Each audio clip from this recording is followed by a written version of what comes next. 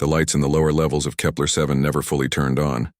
They flickered and buzzed like dying insects, casting strange shadows on the metal walls. Daehyun walked slowly through the corridors, his tool bag heavy on his shoulder. The night shift was always quiet, but down here in the detention levels the silence felt different. It felt wrong. 3 months had passed since the war ended. 3 months since the Terran coalition defeated the Vixari Empire.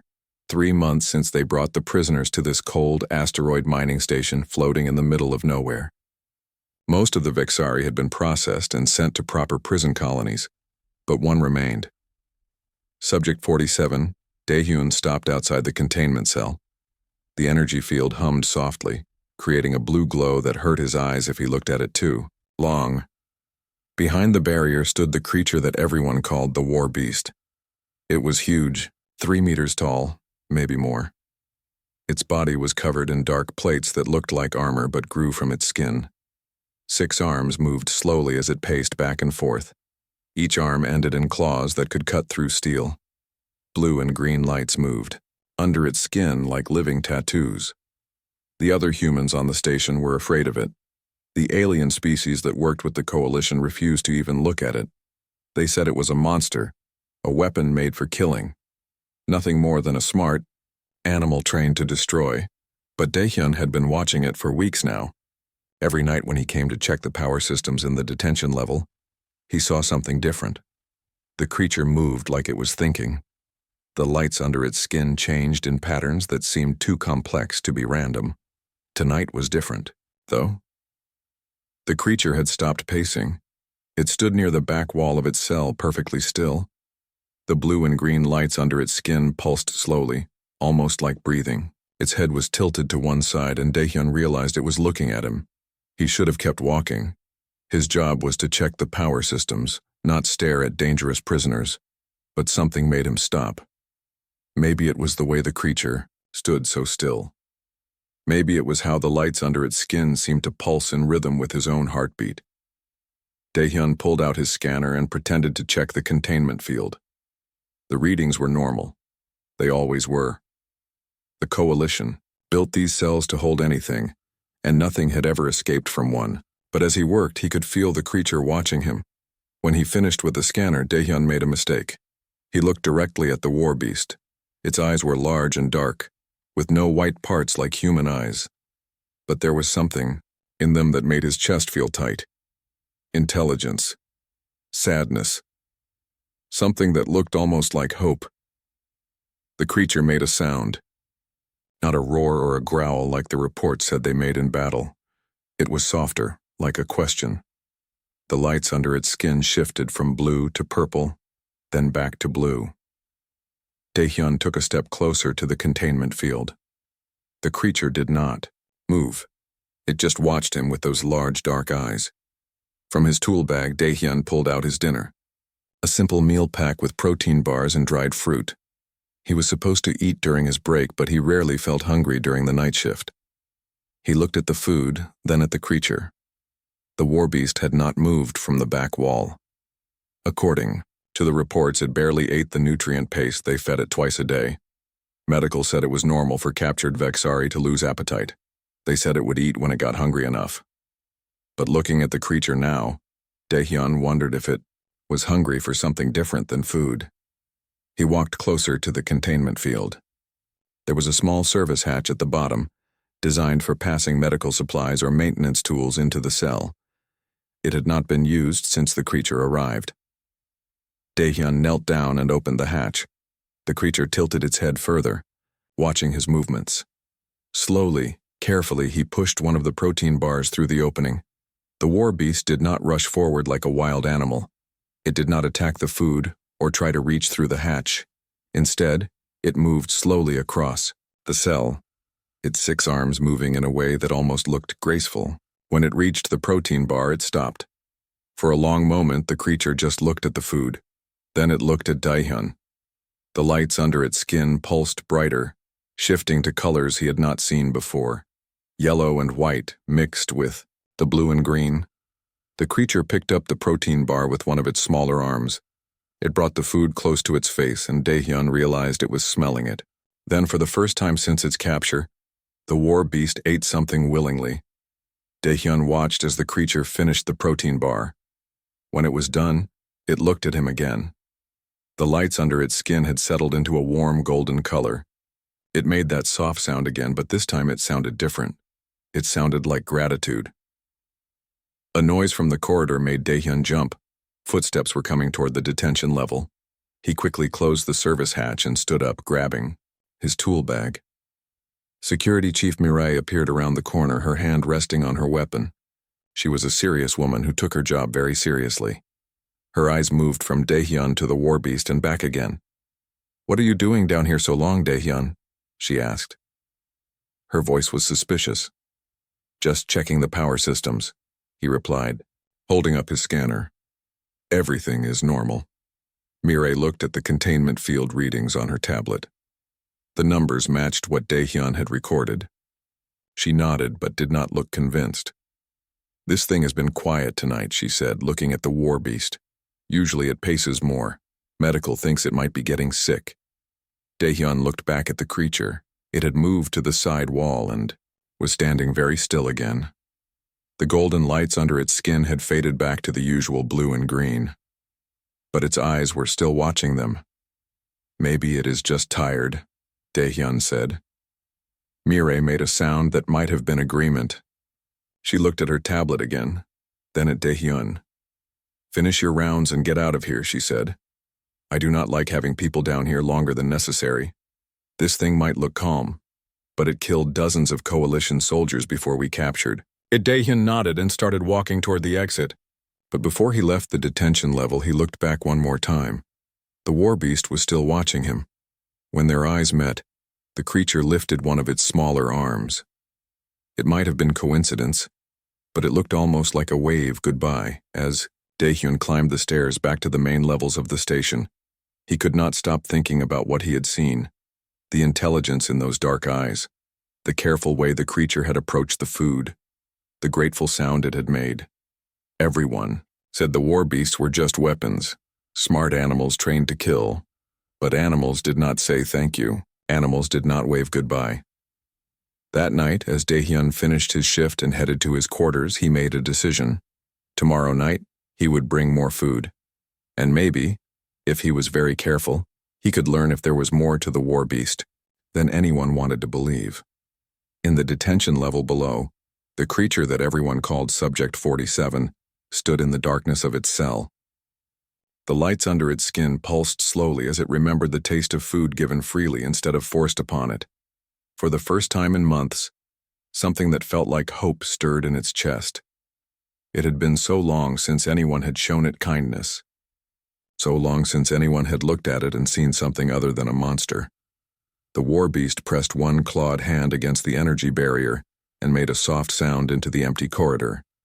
If the human came back tomorrow, it would be ready. It would try to show him that there was more to the children of the broken hive than just claws and killing. But first it would wait, and hope, and remember what kindness tasted like. 3 weeks had passed since Daehyun first shared food with the war beast. Every night during his shift he brought something different. Protein bars, dried fruit, even some of the spicy noodles his mother sent from Earth. Each time the creature approached slowly and ate carefully, never rushing or grabbing. But tonight felt different. As Daehyun walked down to the detention level, he could hear voices. Angry voices. Security Chief Mireille stood outside the containment cell with Dr. Hyeji, the station's xenobiologist. They were both looking at tablet screens and talking in low, sharp tones. "Daehyun," Mireille called when she saw him. "We need to talk." His stomach dropped. They knew. Somehow they had found out about the food. "The containment sensors show regular activity near the service hatch," Mireille continued. "Someone has been opening it. Someone has been feeding this thing." Dr. Hyeji looked up from her tablet. Her expression was curious rather than angry. "The creature's behavior has changed significantly over the past 3 weeks. It is eating more, moving differently, and its bioluminescent patterns are much more active." Daehyun set down his tool bag. There was no point in lying. "It was me," he said quietly. "I have been giving it some of my food." Mireille's hand moved toward her weapon. "Are you insane?" This is a war criminal, a killer. You could face court-martial for unauthorized contact with a prisoner. But Dr. Hyeji held up her hand. Wait, she said. Look at it now. They all turned to look at the war beast. It stood near the front of its cell, watching them. The lights under its skin were pulsing in complex patterns, shifting between blue, green, and gold. Its 6 arms moved in slow, deliberate gestures. This is new behavior, Dr. Hyeji said, her voice excited. For 3 months, it barely moved. It ate only when forced. Now look at it. It is alert, active, and those light patterns are far more complex than anything we have recorded. Mireille frowned. So what? It is still dangerous. Maybe, Dr. Hyeji replied. But dangerous does not mean non-intelligent. Daehyun, what exactly have you been doing? Daehyun explained about the nightly food sharing, how the creature never acted aggressively, how it seemed to respond to different foods with different light patterns, how it made soft sounds that almost seemed like communication. As he spoke, the war beast moved closer to the containment field. Its light patterns shifted to mostly gold and white colors. It tilted its head and made that soft questioning sound. It knows we are talking about it, Dr. Hyeji whispered. Look at how it is responding to your voice, Daehyun. Mireille looked uncertain.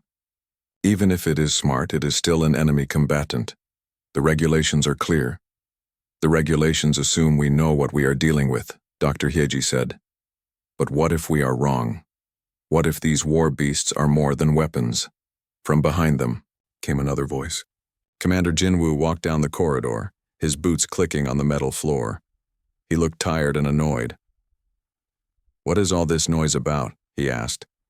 Half the station can hear you arguing. Mireille quickly explained the situation. Commander Jinwoo listened without interrupting, his eyes moving between Daehyun and the war beast. When she finished, he was quiet for a long moment. Then he looked at Dr. Hyeji.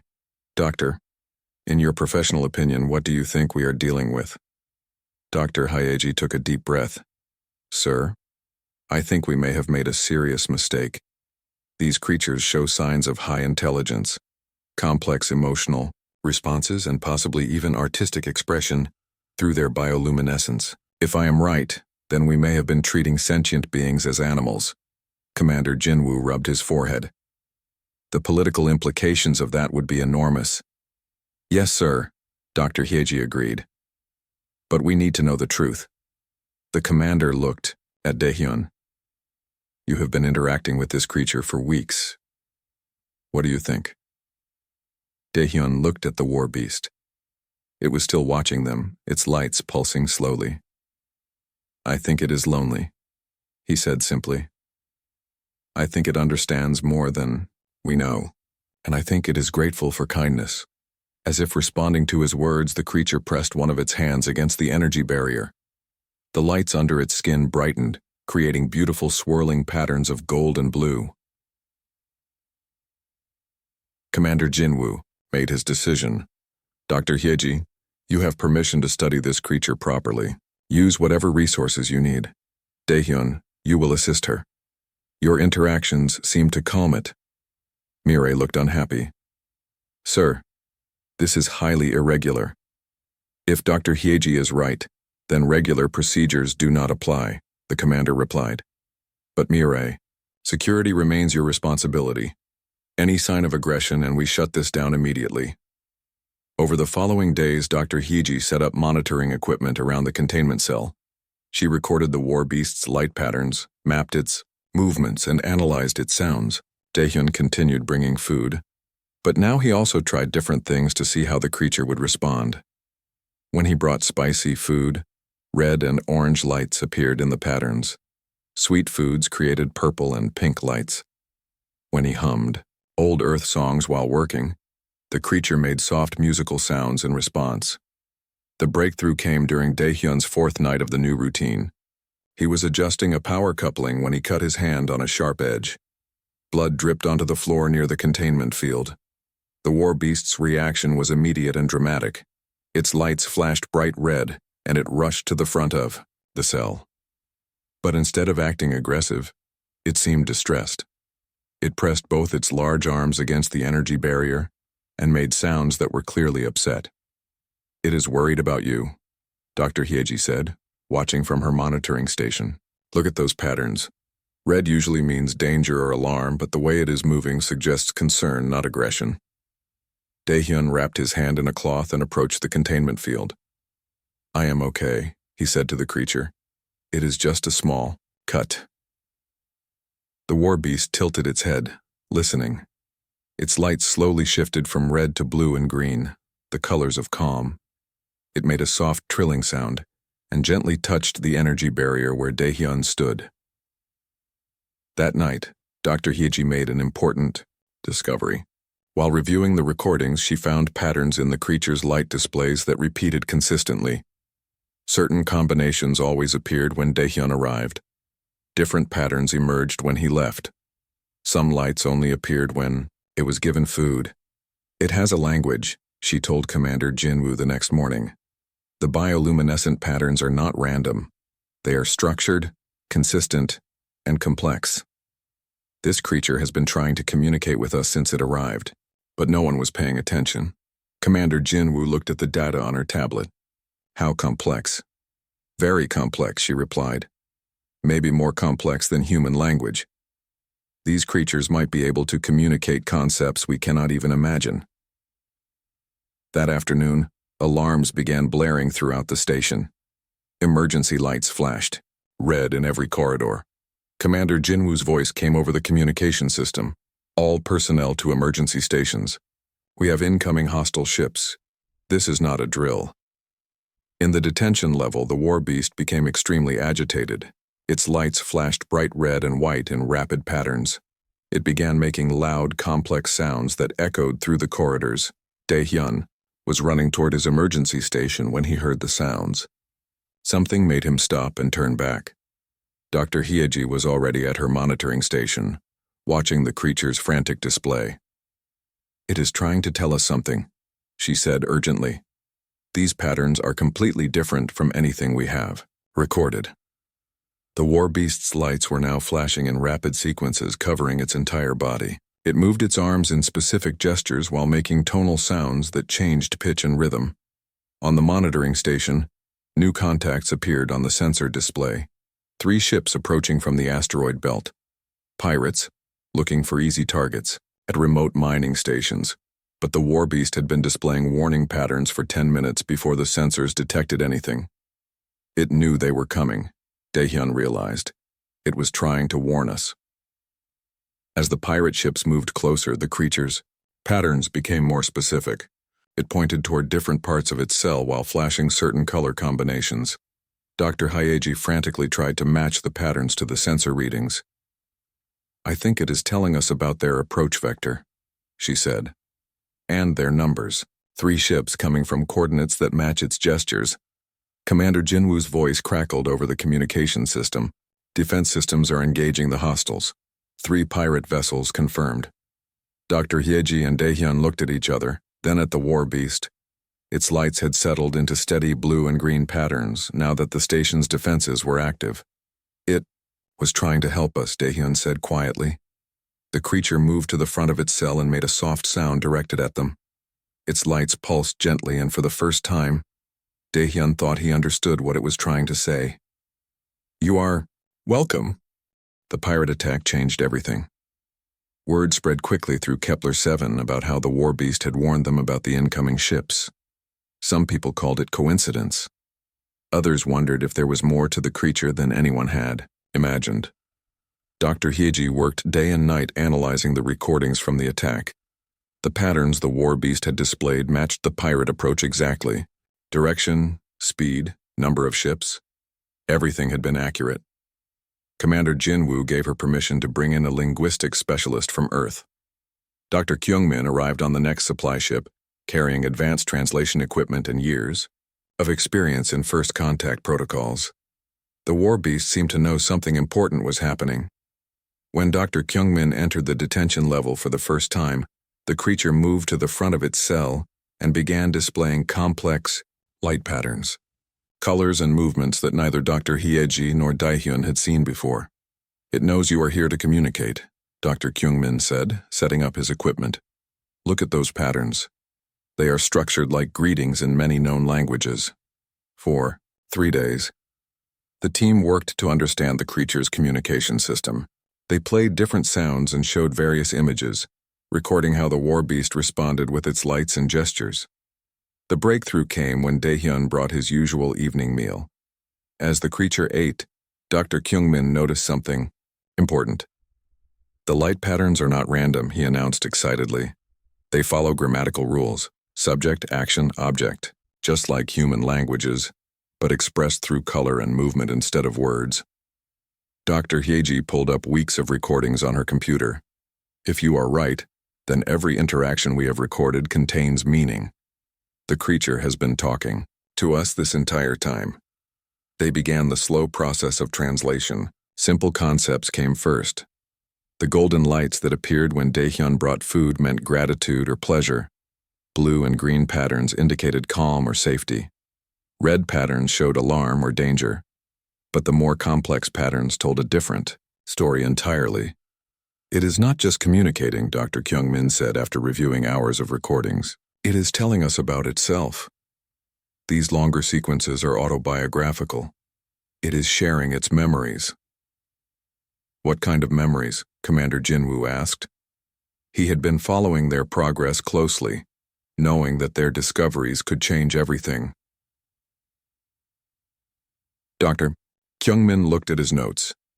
According to the patterns we have translated, this creature was not a frontline combat unit. It was a scout and guardian. Its role was to protect and guide others of its kind. The room fell silent. Everyone stared at the war beast, which stood quietly in its cell, lights pulsing in slow, peaceful patterns. Dr. Hyeji spoke first. If it was a protector, then what was it protecting? The answer came from an unexpected source. Communications officer. Sun-hee rushed into the detention level carrying a tablet with urgent messages. Commander, she said breathlessly, we just received reports from other coalition facilities. They are finding war beasts at research stations across human space. Dozens of them. How many facilities? The commander asked. 17 confirmed so far, Sun-hee replied. But sir, there is something else. Intelligence reports suggest many of the Vexari ships we destroyed were not military vessels. They were evacuation transports. The weight of those words settled over everyone like a heavy blanket.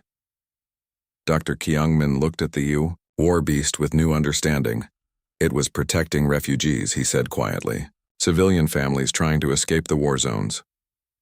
Commander Jinwoo ordered immediate contact with all facilities holding Vexari prisoners. What they learned over the following days painted a horrifying picture. Most of the war beasts in other facilities were dying. The reports called it natural causes, failure to adapt to captivity, loss of appetite, organ failure. But now they understood the real reason. They are dying of grief, Dr. Hyeji explained to the senior staff meeting. These creatures form extremely strong emotional bonds. Being separated from their families and held in isolation is literally killing them. Admiral Soo-jin arrived from Coalition headquarters 3 days later. She was a stern woman with gray hair and tired eyes, who had seen too many wars. She listened to their reports in complete silence. Doctor, she said finally to Dr. Hyeji, are you telling me that the Coalition has been holding sentient civilians as prisoners of war? That appears to be correct, Admiral, Dr. Hyeji replied.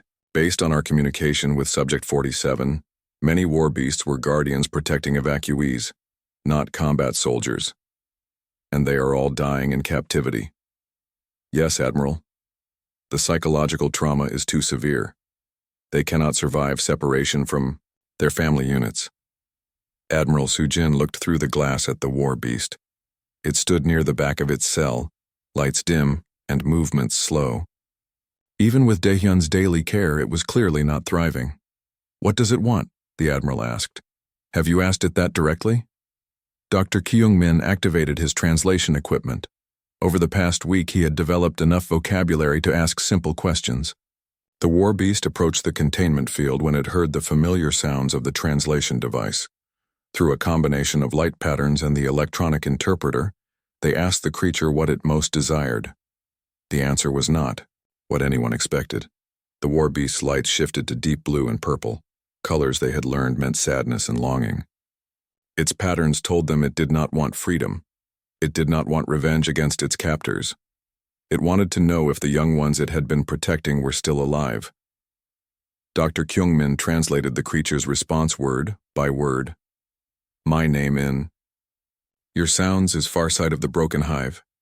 I was guardian to 12 young ones when the Skyfire took our ship. They were afraid and calling for their birth parents.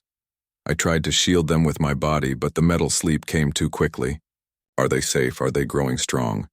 Do they remember the songs I taught them? Everyone in the room was quiet.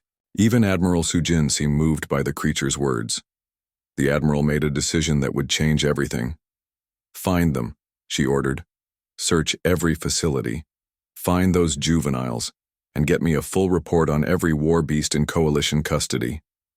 If we have been committing war crimes against a sentient species, I need to know immediately. Over the next week, teams searched Coalition databases and contacted facilities across human space. What they found was both heartbreaking and shocking. At Research Station Titan 9, they found 3 juvenile Vexari who had been classified as exotic specimens. The young creatures were barely half the size of adult war beasts, with softer features and brighter bioluminescent displays. When Dr. Kyungmin played recordings of Farsight's communication patterns at Titan 9, the response was immediate. The Yao juveniles began displaying rapid, excited light patterns and making high-pitched musical sounds. Dr. Hyeji watched the recordings with tears in her eyes. They recognize their guardian, she said. After all this time, they remember. But the reunion would have to wait.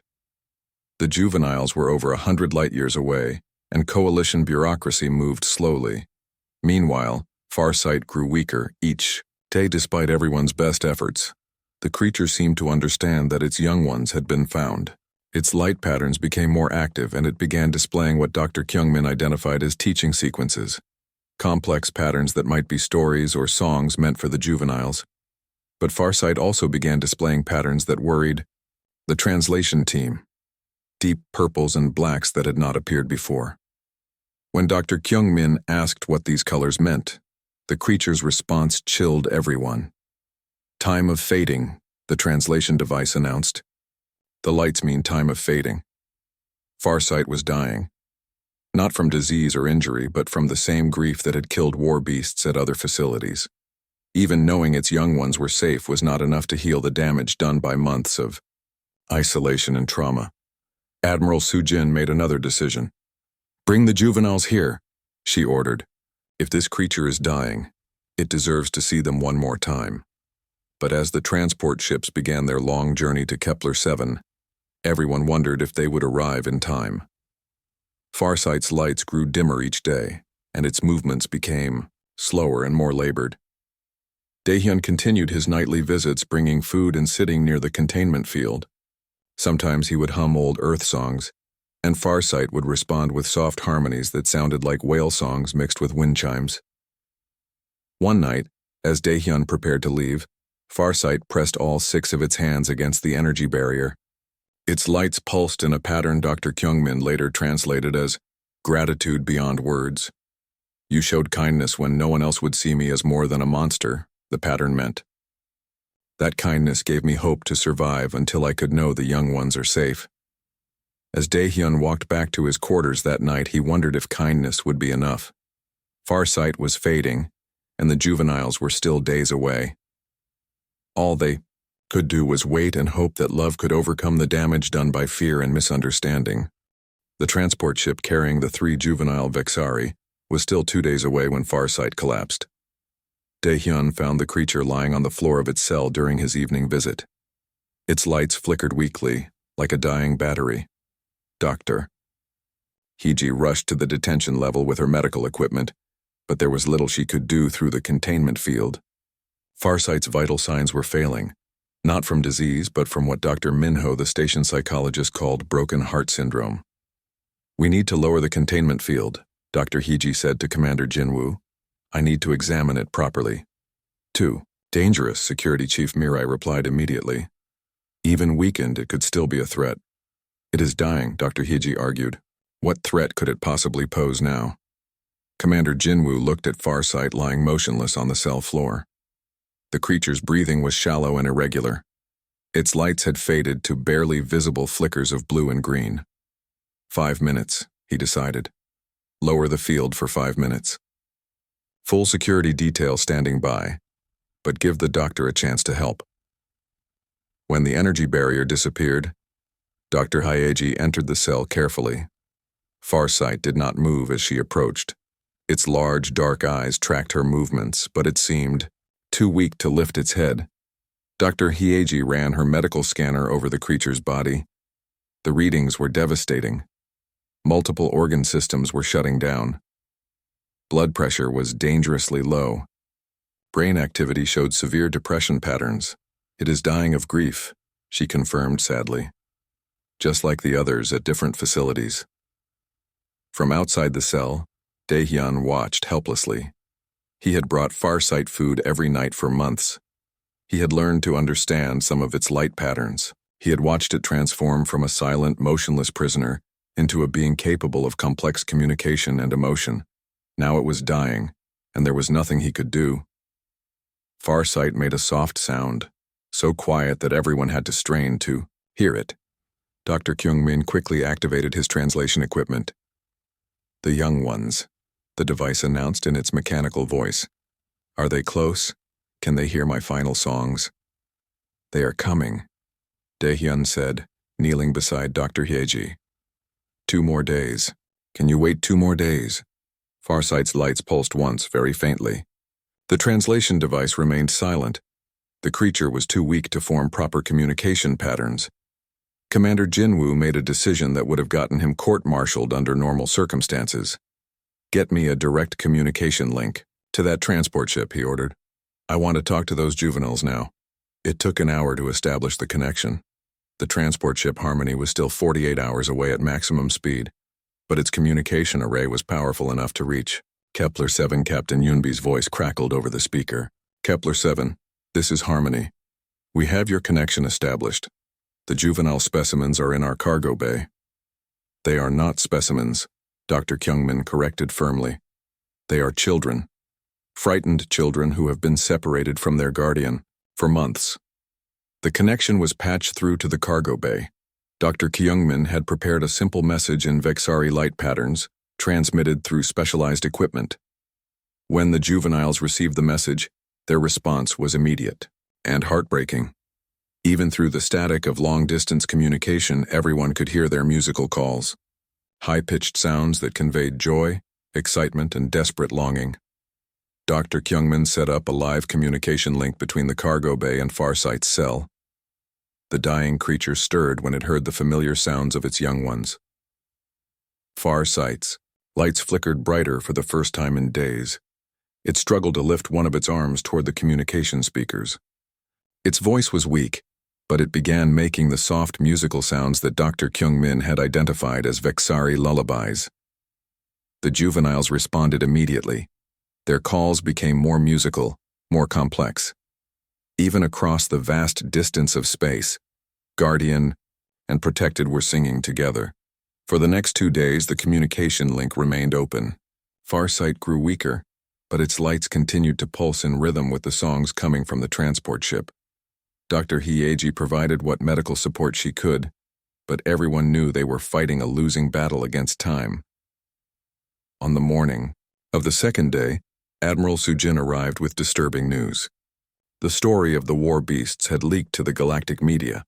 Across Coalition space, protests were erupting. Some humans demanded justice for the imprisoned Vexari. Others argued that enemy combatants deserved no rights regardless of intelligence. The political situation is becoming impossible, she told Commander Jinwoo. Half the Coalition Council wants to court-martial everyone involved in this discovery. The other half wants to use it as proof that humanity is morally superior to other species. What about the truth? Commander Jinwoo asked. What about doing what is right? Admiral Sujin looked tired. In my experience, politics and truth rarely occupy the same space. That afternoon, long-range sensors detected the approaching transport ship. The Harmony would arrive in 8 hours, but Dr. Heeji's medical readings showed that Farsight might not survive that long. The creature had not eaten in 3 days. Its lights were so dim they were barely visible. Its breathing came in short, painful gasps. Only the sound of the juvenile's songs seemed to keep it conscious. As evening approached, Daehyun sat beside Farsight's cell with his usual offering of food. The creature could no longer eat, but it seemed to appreciate the gesture. Its lights pulsed once very faintly in what had become their private signal for gratitude. Through the communication link, the juveniles sang their guardian's favorite lullaby. The song was beautiful and sad, full of harmonies that spoke of home and family and love that transcended death. Farsight joined the song with what might have been its last breath. Its voice was barely a whisper, but the juveniles heard it. Their response was immediate. A complex musical conversation that Dr. Kyung-min later described as the most beautiful thing he had ever translated. The guardian was teaching them how to remember, how to carry on the songs and stories of their people, how to find strength in each other when the darkness seemed too deep to bear. As the hours passed, more people gathered in the detention level. Word had spread throughout the station that something important was happening. Engineers, scientists, security personnel, even kitchen staff came to witness the vigil. They stood in respectful silence, listening to the ancient songs of a dying species. Some wept openly. Others stood with their heads bowed. All of them understood that they were witnessing something sacred, the passing of knowledge and love from one generation to the next. At 0300 hours, the Harmony entered Kepler-7's docking bay. Captain Yunbi and her crew worked frantically to transfer the juvenile Vexari to the station's medical bay. But the containment protocols were complex, and precious time was lost. By the time the juveniles were brought to the detention level, Farsight was barely conscious. Its lights flickered irregularly like a candle in the wind.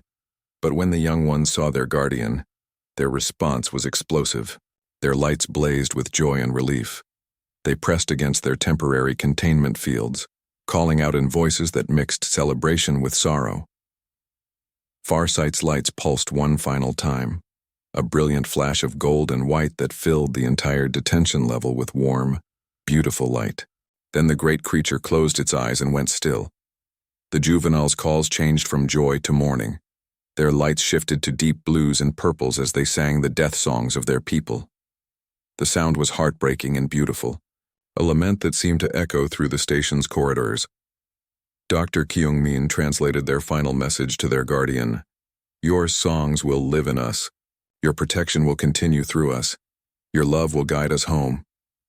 In the silence that followed, everyone understood that they had witnessed something that would change them forever. Farsight had died, but not before ensuring that the knowledge and culture of the Vexari would survive. Admiral Sujin stood beside the silent containment cell for a long time. Then she turned to address the gathered crowd. "This creature died in our custody," she said quietly. "It died separated from those it loved, far from its home, treated as a monster, instead of the gentle guardian it truly was. We cannot undo that. Wrong, but we can ensure it never happens again." As the vigil ended and people began to disperse, Daehyun remained beside Farsight's cell. He placed his final offering of food beside the energy barrier, not because the creature could eat it, but because some gestures transcend death. The juveniles watched him with their large, dark eyes. In their lights, he saw something that looked like understanding, like forgiveness, like hope for a future where such tragedies would never happen again. 6 months after Farsight died, the last war beast in Coalition custody passed away at Research Station Delta 3. Dr. Minho's final report stated the cause of death as complete organ failure brought on by severe psychological trauma. The creature had stopped eating, stopped moving, and simply faded away like a candle in the wind. Daehyun read the report in his new office on Earth. He was no longer a maintenance worker on a remote mining station. Admiral Sujin had appointed him as the coalition's first Vexari cultural liaison, a position created after the truth about the war beasts became public knowledge. The political firestorm had been enormous. Protests erupted on dozens of worlds. Some humans demanded justice for the imprisoned Vexari. Others argued that wartime enemies deserved whatever fate they received. The Coalition Council spent months in heated debates about war crimes, sentient rights, and the future of human expansion into alien territories. But the 3 juvenile Vexari had survived. They were now living at a special facility on Luna, Earth's moon, where they were slowly learning to trust humans again. Dr. Kyungmin worked with them daily, helping them preserve the songs and stories that Farsight had died protecting.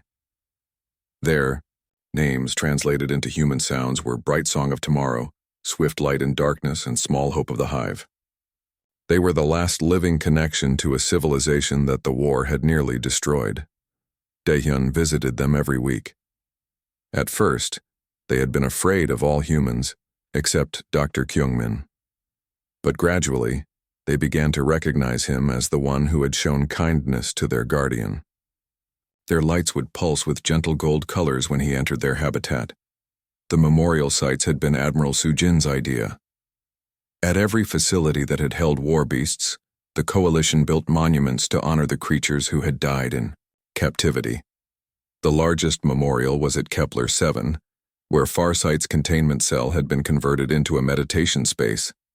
The walls displayed recordings of Vexari light poetry, the artistic expressions that Dr. Kyungmin had discovered in their communications, beautiful patterns of color and movement that spoke of home, family, loss, and hope. Visitors could sit in comfortable chairs and watch the lights dance across the walls while listening to recordings of Vexari songs. Many humans made pilgrimages to these memorial sites. Some came to mourn, others came seeking understanding, all left with a deeper appreciation for the complexity of the universe and the terrible cost of fear and prejudice. Commander Jinwoo, now promoted to admiral, oversaw the memorial program. Security Chief Mirai had become the head of the Coalition's new Sentient Rights Division, working to ensure that no species would ever again be treated as the Vexari had been. Dr. Hyeji published her research on Vexari intelligence and culture. Her work became required reading at every Coalition military academy and diplomatic school. The paper's title was simple, but powerful. We were wrong. The most difficult part of the aftermath was dealing with the surviving Vexari colonies. Coalition.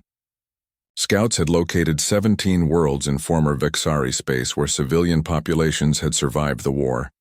First contact with these colonies required incredible delicacy.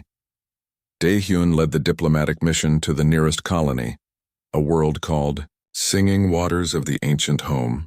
He carried with him recordings of the war beast's final songs, messages from the dead to the living. The first meeting took place in a vast crystalline chamber that amplified bioluminescent displays. Hundreds of Vexari gathered to hear the messages from their lost family members. When the recordings played, their collective light display was so beautiful that several human diplomats wept openly. Elder Bright Memory of the first songs spoke for the colony. Her translation came through Dr. Kyungmin's improved communication devices. We know of the great darkness that fell upon our children. We know of their suffering in the metal cages. But we also know of the human who fed the guardian and learned to see the light within the darkness. The Vexari did not want revenge. They wanted understanding. They wanted assurance that such tragedies would never happen again. And they wanted their songs to be remembered. Daehyun promised all of these things on behalf of humanity. Trade agreements were signed. Cultural exchange programs began. The Coalition officially recognized the Vexari as a protected species and agreed to help rebuild their war-torn worlds. But the most important moment came when Elder Bright Memory asked to speak with the 3 surviving juveniles on Luna. Communication link was established, and for the first time since the war began, young Vexari spoke with their elders. The conversation lasted for hours. Songs were shared, stories were told. The elder taught the juveniles about their history while the juveniles shared what they had learned from Farsight during their final reunion. When the conversation ended, Elder Bright Memory made a request. That surprised everyone. She asked if the juveniles could remain with the humans not as prisoners but as ambassadors. They had seen both the darkness and light of humanity, she explained. They were uniquely qualified to bridge the gap between the two species. The juveniles agreed. They had grown fond of Dr. Kyung-min and even developed a friendship with Dae-hyun. Their lights would pulse with happiness when he visited. And they had learned to understand some human words. Years passed. The memorial sites became places of pilgrimage for humans seeking to understand the cost of their victory. The Vexari colonies slowly rebuilt their civilization with coalition assistance. The 3 juvenile ambassadors grew into adult Vexari, who dedicated their lives to preventing future misunderstandings between species. But Dae-hyun never forgot Farsight. Every month he returned to the memorial at Kepler 7. He would sit in the meditation chamber and watch the recorded light patterns dance across the walls. Sometimes he would bring food and place it near the memorial display, keeping his promise to feed his friend even in death. On the 5th anniversary of Farsight's death, something unexpected happened. As Dae-hyun sat in the meditation chamber, the memorial's light display began showing patterns he had never seen before. The colors were warm and golden, pulsing in rhythms that seemed almost like a heartbeat. Dr. Kyung-min was called to examine the phenomenon. After studying the patterns for hours, he made an amazing discovery. The memorial's computer systems had been analyzing the recorded Vexari communications for years, learning and evolving. The new patterns were not random glitches. They were original compositions created by artificial intelligence that had learned to speak the language of light. The AI had created a message. When translated, it read, "The songs continue.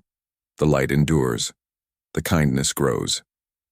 Dae-hyun smiled through his tears.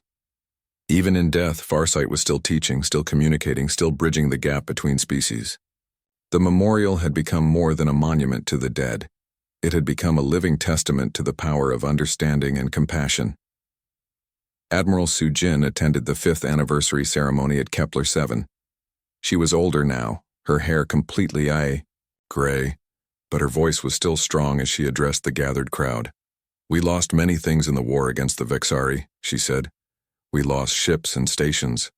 We lost brave soldiers and innocent civilians. But perhaps the greatest loss was the opportunity to know the war beasts as they truly were, gentle guardians protecting those they loved." She paused and looked at the memorial display, where Farsight's light patterns still pulsed in eternal beauty. "One human refused to accept that loss," she continued. "One maintenance worker saw past the fear and prejudice to recognize the intelligence and dignity of a supposed enemy. His simple act of sharing food became the first step toward understanding. His kindness in the darkness became a light that still shines today." The ceremony ended with the traditional Vexari song of remembrance, performed by the 3 juvenile ambassadors who were now respected adults in both human and Vexari society. Their voices had deepened with age, but they still sang the lullabies that Farsight had taught them in those final desperate hours. As the song faded, Dae-hyun placed his final offering at the memorial, a simple protein bar like the one he had first shared with Farsight years ago.